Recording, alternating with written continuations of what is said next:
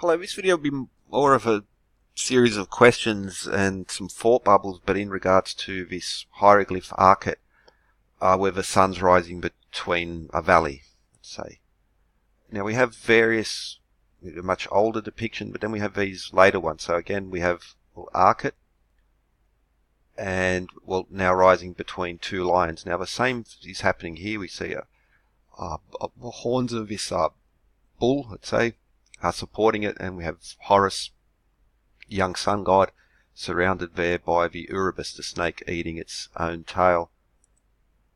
Akhet was the flood season, so these old pictures with the High Aswan Dam. This flood cycle doesn't happen anymore. There were 3 seasons in ancient Egypt. That was the heartbeat of life. That's how the essence of their, before any of the monuments was built. The people were agriculture. They needed this flood cycle. This would also apply to the Tigris-Euphrates as well. The same thing, where you got essentially desert on either side, and it was a regular cycle of floodwaters coming down, bringing sediments, nutrients to the land and sustaining the culture. But that sort of brings us now to Heliopolis,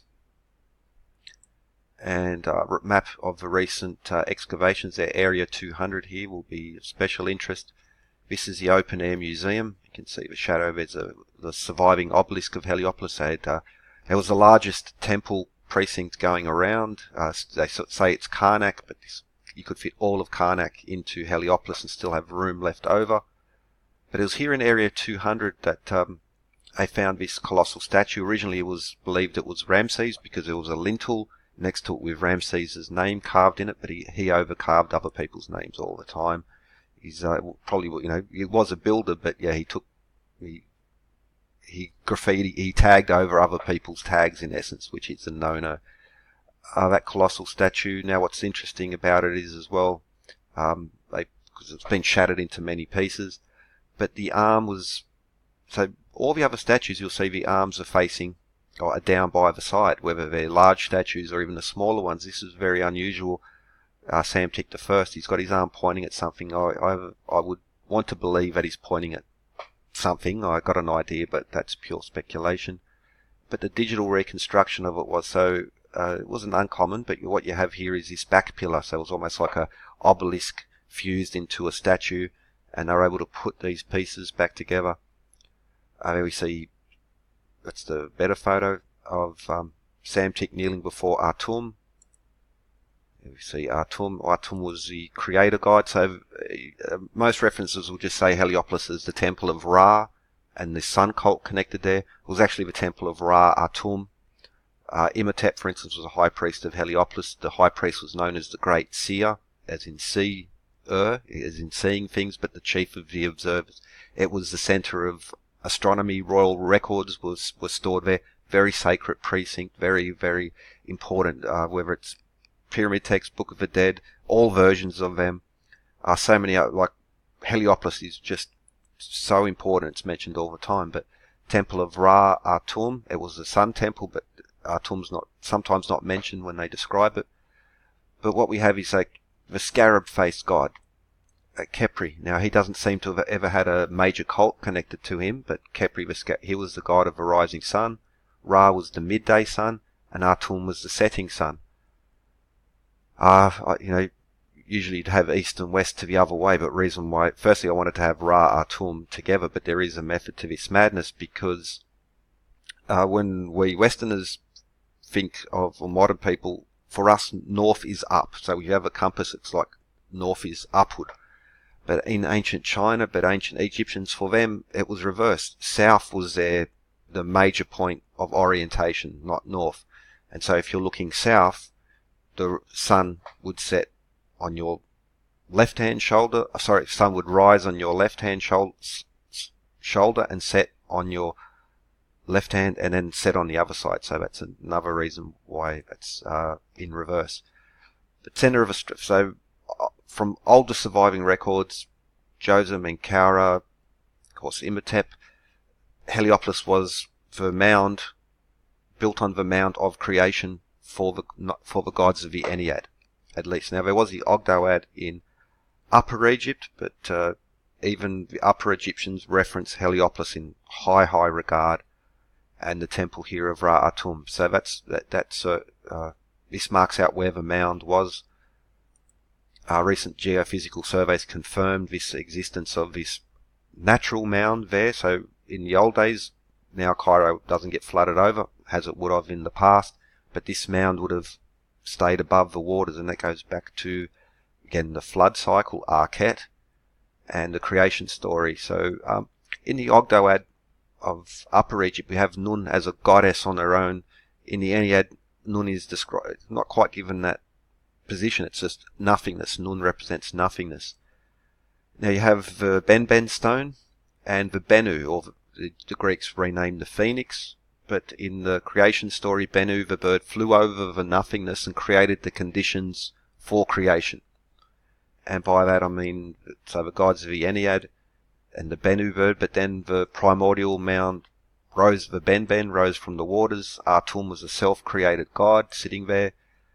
But he's also depicted as a serpent very often, and this is sort of interchangeable. This is a part of a panel from the Book of the Dead we have here in the Nicholson Museum in Sydney. This is taken from a tomb illustration. I couldn't find the actual, if there were any recent photos of it, but we'll get to those in a moment, because Atum spat out Shu and Tefnut air and moisture. Moisture is rain, fresh water, not just separate from, let's say, seawater. Shu and Tefnut lost in the nothingness. Atum sent out his eye to find them. It's like, so the eye of Horus actually has this older reference to Atum. He brought them together, placed them on the mound so they wouldn't be lost. Shu and Tefnut gave birth to Geb, the earth, and Nut, the sky. And then we have Nephthys, Horus, Isis, Osiris and Set being born. Especially as time went on, Isis and Osiris, and most people think of them as like sitting at the top of the pantheon of Egyptian gods, but in the older stories, especially on the Heliopolis, it was really Atum. That was the god of gods, let's say. Open Air Museum, that's a picture of the obelisk in the so this portion here is where the Open Air Museum is, but so if you visit there, you're literally standing on the Ben, the mound of creation. And now, because that's the only really touristy attraction, apart from a few little blocks here and there, Heliopolis is pretty much all but forgotten, at least not on the tourist trail. But it was that's where they found that colossal statue of Psamtik, who they originally thought was Ramses, based on a lintel next to it, but as they put it together, I realised it was actually Psamtik, who is relatively new. So this was probably the last, if not one of the last, colossal statues made.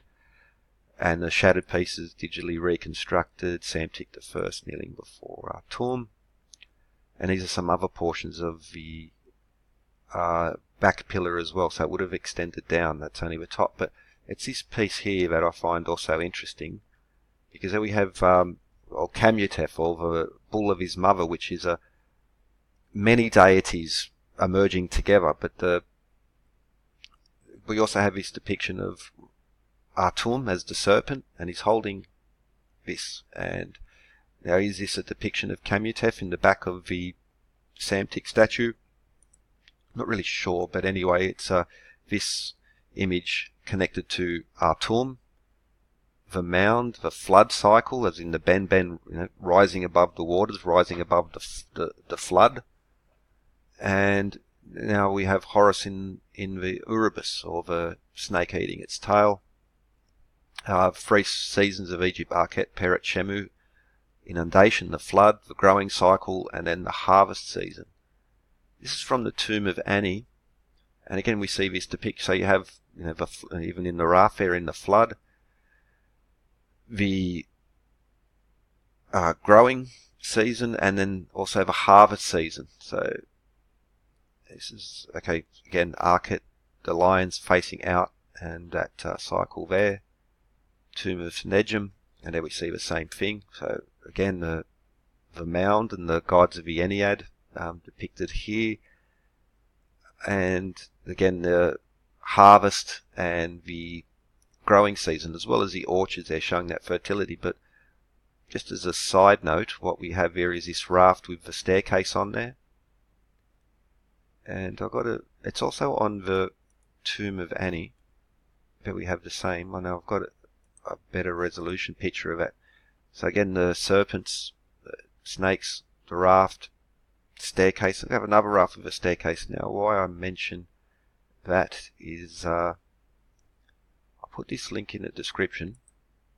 So you just, you can Wikipedia it, but what I've also put, this is a hieroglyph dictionary translation, and here it also mentions about the early efforts to decipher the text. Most people would think of a Rosetta Stone, which was in some other languages, Demotic and ancient Greek, and from that they were able to decipher the hieroglyphs. But he also mentions that there was some, before the Rosetta Stone, there were some advances and some key words were deciphered from hieroglyphic descriptions. The failure to apply this method by which they achieved such success to the hieroglyphic inscriptions is inexplicable. But he mentions here especially Athanasius Kircher. Now, Kircher is a very interesting character. He wrote a text called Oedipus Aegyptiacus. Now it's freezing up, and he mentions quite a few things and these depictions, and just how much knowledge, let's just say, of these hermeticists, occultists, Rosicrucians and stuff, and what they were doing in their works back then. But there's one also with the Erebus there as well. And notice that Oust, or south, is to the north, and Boreas, or north, is to the south. Occident, the west, is what we would think to the east, and Oriens, or Oriental, as in eastern, is to what is the west. So just another example. So they must have had an idea, because you'll find this even on Mason tracing boards, where north is south, east is west. But that's neither here nor there for the moment. We have these flood seasons, the Akhet. Now also this depiction of the primal mound of creation and the primal waters of creation. Again with that Akhet symbol in there, which links back to Heliopolis and the Ben. And this one's also, so we can see the water, the Akhet air in the middle, but also the scarab, Khepri, the morning sun. You see more of the Horus in the Akhet, the midday sun, and again these double lions with the Akhet symbol there. Again, the flood one there, but what's interesting is like more of a, maybe something, because I've been Googling the hell out of it, I really haven't found too much on this.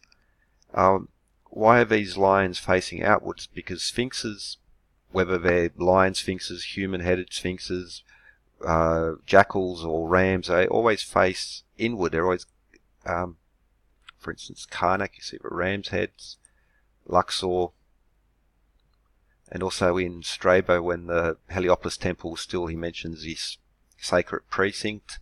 So that's just, the walls mark the precinct. You enter the dromos, of a walkway, sacred to Anubis, and that there were sphinxes placed on both the left and the right before you enter the gateway. So just like, to get to the sacred gateway, this, you could almost apply this to Heliopolis, the same thing, where we have the sphinxes guarding that. And why it's going on with this Akhet symbol, because it's very rare.